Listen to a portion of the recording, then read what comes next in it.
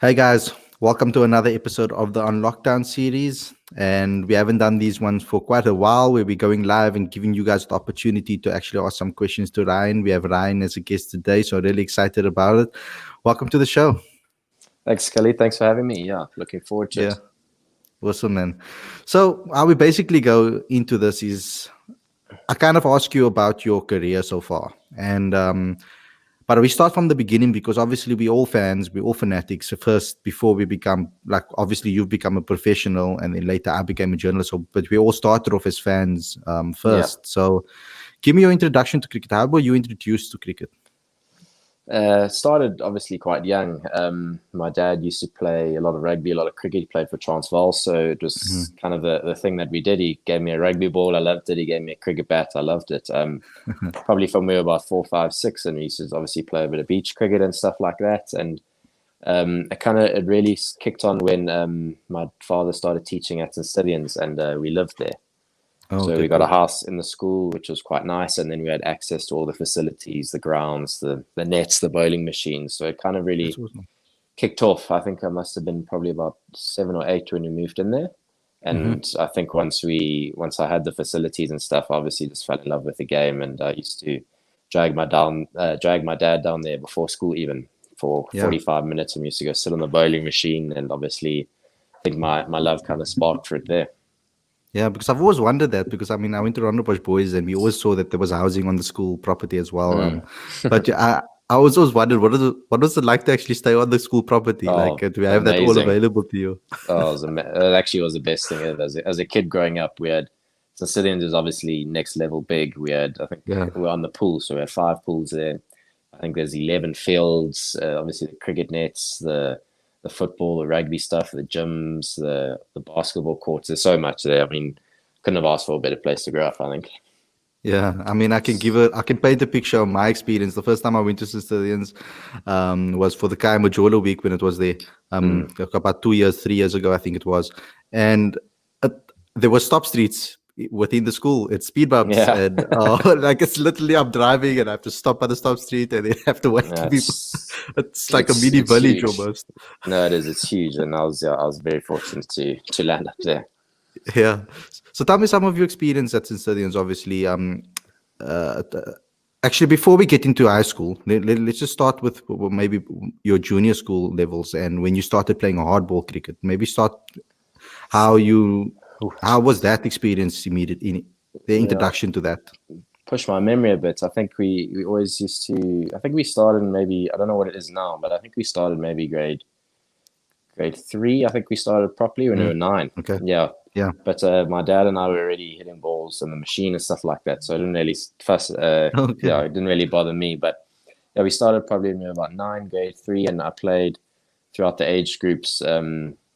Every year I was played the 9A, the 10As, 11As, and yeah, we had quite a lot of good players in our team, and it was obviously very fun. At school, I was there to educate myself, but also I love playing sports with my mates and stuff like that. And I was Yeah. always so competitive between a lot of us, and we always wanted to be the best and stuff like that. So the competitiveness really drove a lot of us, including Hmm. me.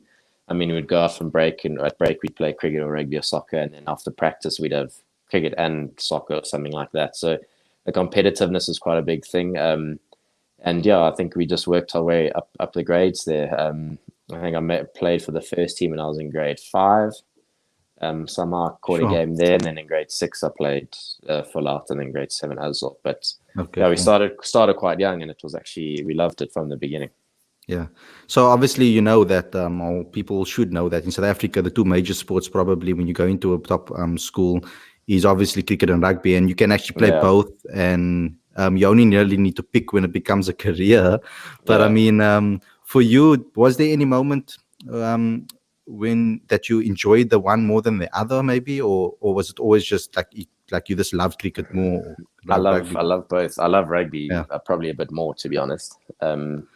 But yeah, I love rugby a hell of a lot, I must say. But I also love cricket. And when the older I got, probably when I got to about grade 10, you start getting complicated relationship with cricket, and you train so hard, you expect to do well, Yeah. and that kind of thing. So I got a bit, I wouldn't say over it, but a little bit. The season must end, and looking forward to rugby. but yeah, I definitely loved rugby more until probably about grade 11 there, and then cricket kind of Okay, just took awesome. over. Yeah, so tell me about high school, because obviously St. Stithians is one of the top schools when it comes to cricket and sports in general, but cricket specifically.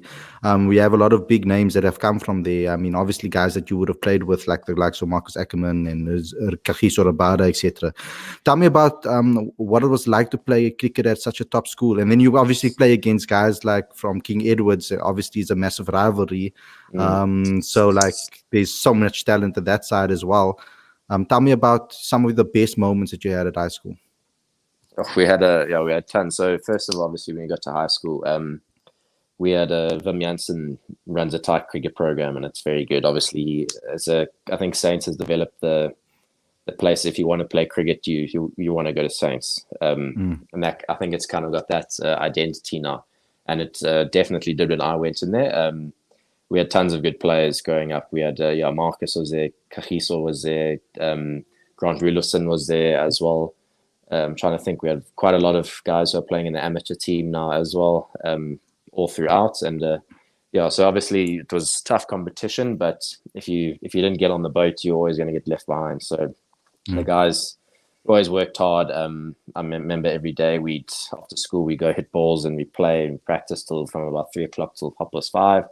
And then after that, we'd still go to the nets, or I would go to the nets Sure. with my dad and stuff like that, and carry on going. But the competitiveness, same thing. Just in primary school, we always wanted to take each other on and be better Yeah. and score the most runs and take the most wickets. But yeah, at the end of the day, it was about winning. And I remember, I think when they started playing for the first, we never lost. Kes always had a bloody good team. And Parktown had the Mm. guys like Keith Dudgeon running in, bowling quick and short at us. Sure. Kes was probably a bit more well balanced with Valley, and they actually had quite a good team there. Grant eventually ended up going there as well, so they had a more complete side. And St. Mhm. John's too, also good. So we always had some good competition out and out. And I remember we always used to, at Michaelmas was always our toughest challenge. Mhm. And I think it might sound a bit arrogant, but I think we had the best team overall. It's just about we won so often that there would always be that slack day, and that slack Yeah. day came for us at Michaelmas once when we played Hilton, and that's at a time where Lungi ran up and broke my finger. He broke Oh Angus's yeah. elbow on that mound there. We bowled him out for 120 or something like that, and we still lost the game. So that was probably our biggest challenge internally. But we Yeah. had a serious team, and we had obviously some serious competition. But at the end of the day, I think we were pretty good on it. Yeah, Lungi actually mentioned that to us in our on lockdown episode, that he spoke about that Yeah, particular. He mentioned something about KG not walking, getting nicked, and then not uh, walking. I can't remember that. I wouldn't be surprised if he didn't. So, like, talk to me about, like, for example, I mean, recently, obviously, Marcus has been named as the Dolphins for the skipper. Did you see those qualities in him from the time that you played with him already? Yeah, I did. I always thought Marcus was going to. I always said he was going to captain the Lions. Actually, um, yeah, he's definitely one of the better captains I've played against and played under, obviously. But yeah, he's always had a knack for the game. He knows exactly how to do it. Yeah, I saw those skills in him a long time ago. I Yeah, genuinely thought he'd captain the Lions. I still think he probably will one day. yeah, But yeah, I'm not surprised in the slightest, to be honest. yeah. Obviously, a lot of people want to know what KG was like at school and the mentality, and I mean, to be able to, I mean, to make it onto the scenes at such a young age. Does he inspire you? Obviously, you as a cricketer, playing with him, having played with him. Yeah, KG was a bit of a drifter, to be honest. he he worked hard at his game, and he knew what he needed to do, and it was always he actually obviously trained a lot with us, and probably when he got to grade 10, then he was with the amateur team and this bowling coach and stuff like that. So to be honest, he was actually too good for school cricket. The guys knew he was quick. So if it wasn't hitting the stumps, they wouldn't hit it. To be honest, and if somehow by some miracle, if it was at the stumps, it would always find the bat. So he was actually too good for school. That's why I think he only took one. I think he only took one fifer, to be honest. Sure. But yeah, when you play against him, you obviously want to challenge yourself. And well, we obviously didn't get to play against him, but when you Hmm. go up against him in the nets, sharp. But the thing is, if you know you're doing well against him, you're on the right track. So it is inspiring because you obviously play along with this guy. You're doing nicely when you train against him. You feel comfortable and that kind of thing, and you see him shoot. So kind of mean he shouldn't be too far behind, but obviously nice to see his career go through the roof. Yeah, so I can see. Thank you for joining in the comments, guys, and your questions. We'll ask the questions a little bit later. I'm just going to get into more details on Ryan. Is there one specific innings or one specific moment that really, from an innings perspective, from your batting perspective, that really stood out to you at high school? Yeah, there was a one innings. I think it might not have been at high school. It was for the PG Bison Week, the under-15 team. Okay. I played that 15A side. I don't know. I can't remember where we were, but I remember we were in heaps of trouble. We were 40 for 4 or something like that. We were chasing 250 or something like that. And I don't know. It's kind of one of those days as a batter when everything just clicks. And I ended up getting 130 odd not out, and it probably was one of the finest schoolboy career innings I've played. So just one of those where it clicked. And also when you played a 2-day game, my first 2-day game ever. And ended up getting a double 100 there, so that kind of stood out for me, I guess. Wow. Yeah. Okay, cool. So for you, I know you did play for the under-19s as well, but I mean, I think maybe, well, I would have, if I look back now at your career, if I think about how well you're performing now and how great you are as a batsman now, do you think that you were maybe hard done by not making the under-19 World Cup side that time, or what was the reasons for you not being selected, do you think? It was I'm in that awkward age gap, I think, where it's not my age, and you got to be better than the guys older than you. I didn't really expect to get in. I remember I got invited to that final camp as a 16 or 15-year-old or whenever it was. And I didn't honestly really expect to get in. I was happy to be there. But it was still a big eye opener for me. Obviously, I think there were more complete players around me at the time. And at the end of the day, I was quite ignorant in terms of cricket outside of school and under 19 and stuff, to be honest. I always, there's, once you leave school, you learn a lot more things, where in school you're in this little bubble and you get on with it, the players you're playing against, and you don't really play much outside of it. So I couldn't say I was too disappointed. I can't really remember who even made the team. I think Yassine opened the innings up there. Yassine Vali and Aiden and obviously Aiden. So I mean, you can see that. So, but I just remember when you played all those games and stuff like that, I always felt that they were they were ahead of me, and just in terms of the confidence, the way they played. So I wasn't too disappointed by that, to be honest. I would have liked to have got on, but it's one of those things where I don't think I was actually quite ready, to be honest. Yeah, it's like you were at that awkward age because of when you're born in the middle of the year, obviously. So it's like you too young for the 2014 side, but like a little bit too old for the 2016 side. So it's like you were caught between the middle. So it's one of those unfortunate things. But okay, you as an opening batsman, has it always been opening for you? Like to me, it's like always been a specialist position, a position that only certain people can really do, and facing the new ball, obviously in South African conditions as well, quite tricky, of course. What is it about opening batting that has caught you? To be honest, I wasn't actually sure. My dad, a lot of it comes from my father. My dad said, he said, that you want to be a good player, you want to be the first guy out there, you want to get stuck in, and you want to, take on the new ball. It's the hardest time to bat. And you want to challenge yourself. So he always said to me, you just want to get stuck in there. It's the best place to bat.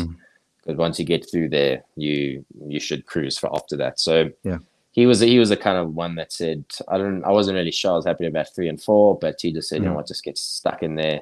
And also he said, we'll see in the long picture when teams are selected, there's always 2 openers that are needed. So it's a good skill to have. And that was kind of the driving reason behind it, to be honest. No one else actually wants to open. from when I started off, no one said, I don't want to open. So my dad said, just get stuck in there. So I put my hand up and I did quite well. And obviously that kind of how it carried through. It was basically being shoved into it. For many fans, obviously they would have taken notice of you in obviously the shorter formats of the game. What a lot of people don't know is that your first class stats, which I'm going to put on the bottom of the screen, is quite phenomenal, actually, averaging over 48. And you have more hundreds and 50s, actually, and for Gauteng especially. Can you talk to me about your first class cricket? With regards to the Lions, obviously it's quite tough because of the experience over there. I mean, obviously they have so many Touchy experience. subject, yeah. Yeah, touchy subject. So, Yeah. with regards to first class cricket, what are your aspirations for that, Look, and how do you plan on working on getting into I've, that? Side? I've always said I've always wanted to be a test match player from the beginning. Yeah. That's never changed. Obviously, opportunity. So when I came back, I went overseas on my first year to New Zealand and England, and I came back and I joined the Strikers, and I played a couple of games there. Was getting into it, and obviously it was the first step. So started to do quite nicely for Gauteng. I just could never get a higher opportunity. Obviously because of guys like Cookie was, obviously a dominant force, and not just the Lions, but in South African cricket. And Dom obviously was doing very well, and then Reza came along, and then you got Rassie that needs to bat in the top 4, and Temba's there, and so that's kind of it's a tough team to get into. Yeah, of course. Yeah, I got the beginning of last year. I played. It was poorly handled by both myself and the staff, and we both admit up to it. I got one game. I wasn't really fit mentally to push on with them. Yeah. So I got left out of the second game, and I actually didn't play again, just because the team was so balanced after that. So I'd obviously love to play first class cricket. I still want to.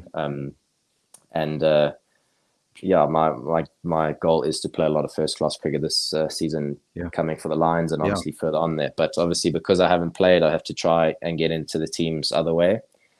So obviously I cracked it in the T20 team, and then eventually into the 50 over side. So but yeah, like I said, I still want to play first class cricket. I obviously still want to play Test cricket as well. I mean, I think that you have the ability 100%, and I think this time around, obviously, there's not. It hasn't been 100% confirmed. I think there's people that have gotten into trouble with regards to saying that there's a November return, and I know that the franchises have been given a draft fixtures, etc. And it's only draft fixtures, and CSA must still confirm it. But it all depends, I guess, on whether England will tour you or not, and it still needs to be confirmed as well. But if that happens, I mean, a lot of those guys that are in that first class team, it might be your season to break through. Has that been the communication? Have you been preparing yourself for that? Maybe the opportunity. If the guys like Reza, Temba, all are in the Proteas side, it's obviously an opportunity for you to showcase your talent. Yeah, definitely is. I have been preparing. I'm expecting to play, to be honest. I've been preparing quite a while now for the Red Bull stuff. Obviously makes it easier when the Proteas are playing, because they do take out quite a chunk of our squad. So it does make it easier in terms of more opportunity to settle in. It's not where you get one game and suddenly, your back's against the wall. Where the team needs you actually more than you need the team in that case. So it's I'm hoping that someone gets in here in December or November, and at least it'll just give a few more opportunities, not just to myself, but to quite a few players. The Lions we do have a wide squad, and there are a lot of good players in there who can all actually play in the 4-day team. So, if that happens, it'll obviously be a lot easier for myself and a lot of other players. Yeah. So in preparation for that, what has it been like back in the camp again? Obviously, after coronavirus and everything that's happened, you guys are back in training again. What has that been like, the transition? It's been slow, to be honest. I think just because we haven't had any kind of nothing to work towards, we haven't had a date, a draft, or anything for the last 3 months. So I trained quite a bit for that 3TC Cup. Yeah. Well, when I say I trained quite a bit, I came back earlier, and I probably had about 3 sessions before I got told I was going to play. So but then after that, kind of died, because what's the point? What are we working towards? And then it's obviously picked up at the beginning of August. It picked up, and just not a hell of a lot. I mean, we're training twice, maybe 3 times a week. Groups of 6, I think, like that. And so it's been a bit slow. You can see quite a few guys are chomping at the bit to actually get out and play, just to have some practice games. I mean, I think if club cricket had to start tomorrow, everyone would be, playing. Everyone would be up for it. So I think now that we finally have a date, we've been off this last week, and I think next week we're already starting with our middles and our 4-day game and stuff like that. So I think it's going to pick up quite a bit now because it's been a long break for most of the guys. Yeah, and the new guys, how have they settled in? Obviously, I made quite a few new signings. Yeah, we made quite a lot of new signings. Yeah, the nice thing about it is that everyone knows everyone. We've obviously played against each other quite a lot. Yeah, McGakes and Wes, obviously, and Luto and Claudio, all sliding quite very easily, actually. We've, like I said, we've all played against them, Luto, Magala, especially, for quite a long time now, and they're all nice guys. They're on board with the way the Lions works and the way we train and stuff like that. So it's quite easy for them just to get in and get on with it. Cool.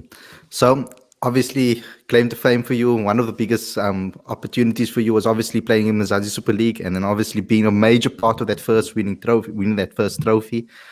The guys, star-studded teams as well, and especially in that first season under Enoch. Can you give me some insights into that? What was Enoch like as a coach, of course, and playing with the likes of like someone like Chris Gale? I mean, phenomenal type of player. What you learned from him, etc. And what was that Mzansi Super League's experience about? Like you were like one of the star players in the side, from my perspective. Yeah, that was an awesome year. That I must say, I got picked up in the draft. I didn't expect. I expected to get into one of the teams. I didn't expect to get a starting role straight away. But yeah, it was unbelievable. I mean, I looked at the quality of our team that we had that first year was ridiculous. We had obviously a lot of test match players, a lot of overseas quality players, and Dan Christian and Chris. Even the returning cold packs like Dane and Simon and Doozy as well. They're class players, and then obviously topped off with Reza and Timber and everyone else that was a part of it, Dwayne and everyone. So it was a must say it was a incredible 6 weeks. It's amazing for me how everyone's the same at the end of the day. Everyone's just playing a game of cricket. It doesn't surprise me that Chris was very relaxed with everything. He would turn up, have a hit around, make a couple of jokes, and we go there. Obviously, the young South African guys are trying to work hard and impress, and this is how we do it.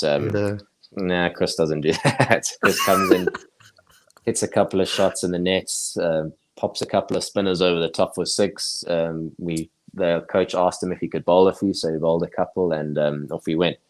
But I mean, that's I think that was also a bit of a learning curve for Enoch as well, because it's I think in those T20 leagues, you got these big high profile players, and Enoch is quite a tough work. You work hard for your results, you plan those kind of things. So it was it's definitely a way in South African cricket it works, and it's a proven method. So Noki's quite structured and likes to get everything done. And I think where he also learned, just like me, is that in these leagues, the guys are there to have fun. Obviously, they're there to win still, but you can't go and tell Chris that he now needs to go field for 40 minutes, take 100 catches, go do that. So it was a learning curve for him as well. But I think at the end he got the balance quite sorted out quite quickly, actually, between what the guys want and what's needed, and it became I wouldn't say an optional. There were definite team training days, and then there were also definite what do you guys want to do today. Plus, also we had a great time away from the cricket field as well. All the guys were keen for South Africa. Obviously we went out, we played a lot of golf together. It was so well run from our CEO and the whole thing. There were a lot of events, and the whole package was really good. And obviously, it was just great to be a part of it.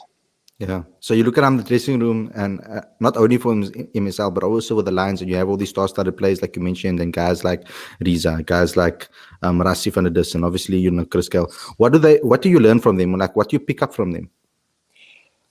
I've learned quite a lot from Rassi, I must say. I'm quite close with him now, him and Riza as well. I talk quite a lot to them, and Rassi, you'll hear him say it. He says, if I can do it, anyone can do it. And it's just the age-old thing. Like, as a young player, I'm still trying to figure out myself, my own game and stuff like that. And, when it doesn't go according to plan today, you change something. Maybe it's this, maybe it's that. And when you watch guys like Rassi, Riza, Temba as well, they just do the same thing day in and day out. They keep cricket to the most basic and most simple platform that they can. Even Chris as well, you would always do, when he came to hit, He'd always do a couple of forward defenses, cuts, pulls, couple of drives, and then obviously a couple of range hitting. And it's just it's amazing how you stand there and you think, geez, like, look at these legs. These legs are so good. I've got to impress them. And you trying to play in the nets, and you watch all the young legs, they're playing shots, and these guys are just playing good cricket shots and stuff like that. So it's obviously a bit about maturing and learning. But my thing is, it's just the way those guys think about the game is a lot different to how the young players think about the game. Those guys know how to score runs, whether it's a good day or a bad day. Where, you know, as a young player, you feel how you're going to score around, if that makes sense. You know, it's going to happen today or it's not going to happen today. So that's quite a big learning curve that I took from quite a lot of the senior players there. Cool. So I'm just going to get into the comments, and there's quite a few from Sadiq. I'm going to pick a few of them. I can't obviously ask you every single one of them. But the first one that he wanted to ask you, there are a number of templates in ODI cricket used by different opponents internationally. Who do you look up to, or is there a specific template that you follow? I've been answering that. I've been looking for that answer myself. Like I said, I'm still trying to figure out the game I want to play. Like Justin Salmon's, our batting coach, always says I remind him of a Matthew Hayden kind of player. You know, advance, you have this presence, you hit the guys over their head. He said, I've always reminded him of that. And there are a lot of players who say I'm, you know, a bit like Quinny in a way. I play good shots, and then I can take the game on. So I'm still looking for it, to be honest. I like a bit of a mix between guys like David Warner, who goes after it, and Jason Roy, and then you have guys like Quinny and Aaron Finch, and those kind of, maybe it's not a lot slower, but slightly slower than Roy and those guys. I'm still fiddling for it though, to be honest. I haven't figured it out yet. If I figured it out, I think you would know as well. But it's an ongoing battle, and I just want to be able to make sure I can play good shots and still get runs instead of going over the top and stuff like that. And obviously, when the time's there, to do both. Cool. With regards to, it's no secret that most South African batters struggle against spin. How do you see that, and what do you guys do to improve your game against spin? Yeah, spin's obviously always caught a lot of players out. I've worked quite hard on that, I must be honest. I did a lot of work with Neil McKenzie during the recent MSL, and he actually changed my whole approach to it and my whole look to it. I remember when I went to Bangladesh for the under-19 team, we were told we must just sweep everything, left, right, and center, sweep. Same when we went to Sri Lanka, sweep, sweep, sweep. And Neil's actually said, no, you know what? It's all about the crease and your feet and picking length. And it's a tough one to get it. Like anything, you got to practice it. But I mean, Neil's kind of sat me down and we worked on a few things, and we've kind of modeled the way. If you watch like AB de Villiers and those guys, they sit very low to pick up the length, and so that's kind of the way we've gone, or that I've gone, is that I have a nice setup for it. I try to pick the length early, and I try to use the crease. We always spoke about hitting the ball before it spins or after it's spun, and I think that's kind of the way I've gone. And it worked, to be honest. I've actually feel quite comfortable now against good off spinners, against guys like Dane Pete and Harmer and them. So it's always an ongoing battle, but it's one that probably needs a lot more time than people think. Yeah, cool. We have another one over here with the likes of Quentin de Kock, Henry Klaassen, and Kyle Verreynne as wicket-keeper batsman like yourself. How do you think it will be to make it into the SS side? And do you consider maybe that it's maybe your batting that will get you there? Because I mean, I spoke to Heinrich about the same thing. I asked him the same question, but he told me that he wouldn't mind dropping the gloves if he's going to get into it as a batsman. That was his answer to me. But what is your thoughts on that question? Yeah, it's obviously I've got asked that quite a few times. Look, I love keeping and everything that keeping brings to the game. But at the end of the day, I'd like to say I'm an out-and-out batter. So I'd think that if I'm going to get into the team, it would be as an opening batter. Awesome. And I think it would be a bonus that I can keep. Obviously, I still work hard on my keeping. I want to get better and better. But I always want to be picked as an opening batter first. Yeah. And if they need me to keep, or if they want me to keep, then it's a bonus for me as well, because like I said, I love keeping. I'd be willing to drop the gloves just to obviously play like Heinrich, but I think my batting would be the chance that would get me in, and that's just through weight of runs. Cool. Are you someone that has a different? Oh wait. Let me just read this properly. Did you do something different to improve your game more in this lockdown period? I did a lot of technical things, just a lot of thinking about the game and kind of those kind of things I want to play. I wouldn't say I've done anything different. Probably I've done a little bit less, but I think a lot of it, when you look at players now, players are so similar in skill, and I think Yeah, the cutting edges in between your ears. So I've done a lot yeah, of probably more mental side through the lockdown period. A lot of talking to these kind of guys who have done it and stuff like that, and I love reading and interpreting different ways and just trying to think about how things work out instead of rather just playing them out. So I've probably done probably more mental. That's mental work that's been yeah. different through the period. Okay, cool. Yeah, what a lot of fans might not notice is, or overseas fans, obviously, he's one of them. They don't notice that actually the lockdown happened kind of within the Yeah, break, winter. basically. Mm. Yeah, when during the winter break. So you guys would have not luck. I wouldn't say lucky, but I mean from a skills perspective, you guys had more time to actually think of your mental Yeah. game. Mm. Um, are you a practice and practice kind of guy, or do you like to chill before game day? I used to be an out and out, hit as many as I can before just to feel good. I still work hard. If you have a game on for let's say the Friday, I'll work hard Monday, Tuesday, Wednesday, and then Thursday I'll take it easy. Sometimes I won't even hit anything depending how I felt through the week. But yeah, I do. I used to more back then than I do now. Go nuts and want to hit from sunrise to sunset. But obviously it's obviously hard work, but also kind of I'm trying to learn to train a bit smarter as well. So I mean, it takes its toll on your body, but if you're feeling good after 20 balls and you feel that your feet are moving and everything's clicking and everything's working, it doesn't mean that you're not ready just because it's 20 balls. So I've definitely probably gone towards that side now. Cool. This one is a quite a tough one. Who's the best coach you worked under, or captain, best captain? It's very difficult for you to answer that question if you're still Mhm. playing, though. Yeah, I'm trying to think. I'd probably say Marcus probably is the best captain I've played under. Okay, awesome. Him or Dane Vilas, I would think. Yeah, Dane was also a very, very good captain. So probably between the two of them. Yeah. Best coach I've probably played under is most likely either Shukri Oh wow. um, or Enoch. I only had Enoch for a short burst there, but I Yeah. had them both for I guess for a short burst. But Shook's just the way how he approaches the game. I kind of we kind of matched in that terms. I think about the game the same way his coaching style plays the game, if that makes sense. Yeah. So yeah, I think Shooks and I quite enjoyed the way Shooks looks at the game and approaches the game, and I think it matched mine. So yeah, probably Shooks and Marcus and Dane. Yeah. Obviously, we know that Shukri is now appointed as the under-19 coach, which I was really excited about. Yeah. What do you think that he'll be able to do for these youngsters? Do you think it was probably the perfect appointment?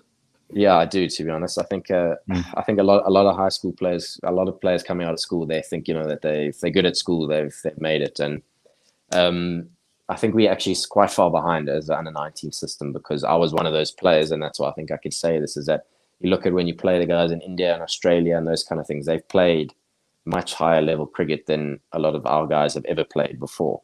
They played first class cricket and list A cricket, where we coming from a Coke week, and we think that we're good. So I think Shooks is the right guy to handle it because I think he's not he's very sharp with the way how he wants players to play, and I think he is pro getting those younger players to play better players Mm. sooner rather than later. So I think he's the right guy to tackle it. Um, yeah, I hope for his sake that he gets it right, and also for the under 19 sake as well because that's something different is was needed there, and I think that he'll be the right guy to do it. Cool. And she wants to know, what is your favorite cricket ground? Trent Bridge. Oh, okay, awesome. Mm. Yeah. What do you love about it? I've played there on our under 19 tour to England, and just I remember when you walk down through the entrance there and the history of I think all those English grounds. To be honest, we played at Edgbaston. Edgbaston is a bit newer, so it's slightly less. And but I just remember walking down that Trent Bridge, and the change rooms are still the change rooms that have been there for hundreds of years. They've got all the photos on the wall, all the scorecards, Yeah. and those old wooden stairs that they creak every single time you go down. So I think just the history of the ground, and obviously it's a picturesque ground. It's beautiful. Is probably the reason why I think it's my favorite. Cool. Obviously, you mentioned some of the time that you played overseas, and what sort of things can you bring from that into South African cricket, and maybe that you can teach to some of the youngsters below you, maybe some of the experience that you've picked up? So I've done quite a few overseas stints. I did New Zealand first year out of school. That was quite interesting. Yeah. And then I've only done 2 England stints and a couple of tours to another the under-19 tour in England and Yeah. Bangladesh, and then 1 Sri Lanka tour. And I must say it's quite cool to learn playing around the world, all the different conditions and stuff like that.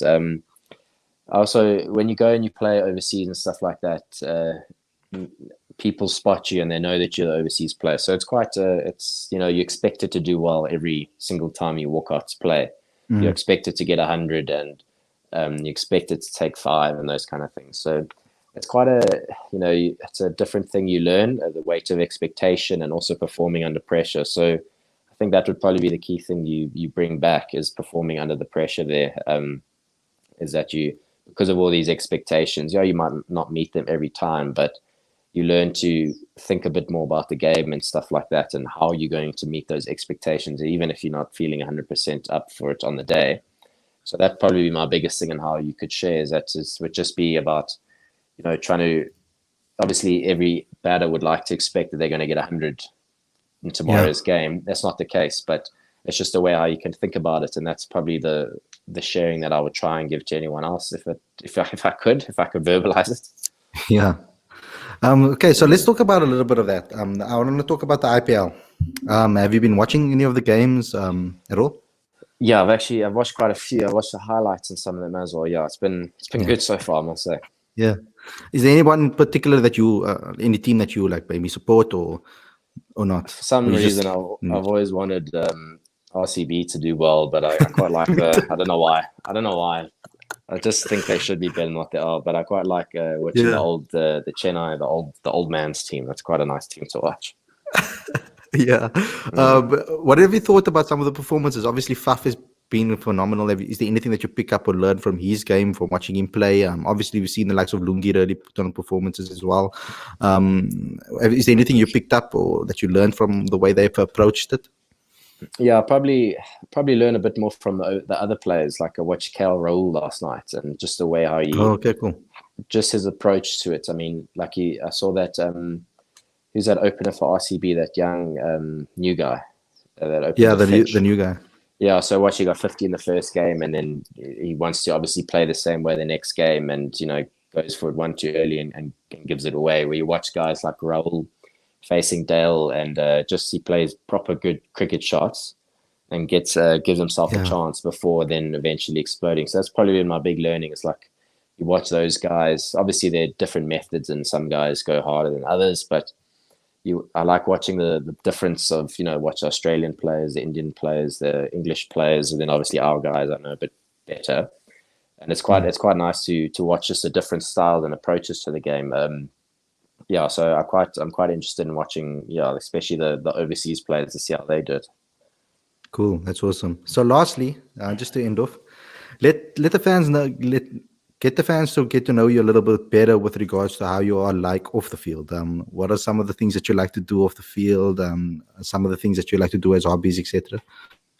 So I've like every cricketer, I've suddenly become a golf fanatic. It's bizarre. A year and a half ago, I used to hate the game. Now I love it. I think it's probably just because of the lockdown. So it's my only way to get outside. But I'm generally quite an outdoorsy person. I like doing things. I can't really sit still. I like to obviously train and stuff like that. So I enjoy running, being outside. I love the game reserve in the bush. I've tried surfing a couple times. So I'm generally quite an outdoorsy person. I enjoy, even in the heat, hitting the garden and that kind of stuff as well. So I quite like being outside, running, riding, training, going out to the game reserve, the sea, all those kind of things. Something different is, especially in Joburg, it can be quite similar. And like you can do the same thing over again. So anything that's different, water skiing and stuff like that. So anything to do with outdoors is probably where you'll find me. Okay, that's awesome. So lastly, just give a message to the, obviously we going through a lot of difficult time at the moment. Is there this a message that you can leave the fans to stay positive, especially the cricket fans? Yeah, I think, well, cricket fans, you probably a message for myself as well. I think cricket's coming sooner than we'd like to expect. So obviously, I think like us, like everyone else, just keep hanging in there, keep being patient, because at least it does look like everything's taking shape and getting a bit better. So yeah, thanks for having me. Obviously, be safe to everyone out there. And Yeah. yeah, I guess that's my message.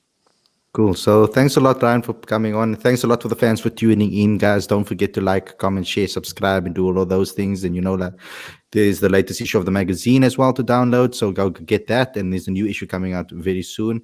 Thanks a lot, Ryan, for joining me on the show. And I'll speak to you again very soon. Perfect. Thank you so much for having me, guys. Cheers. No problem, man. See you. Cheers. Bye.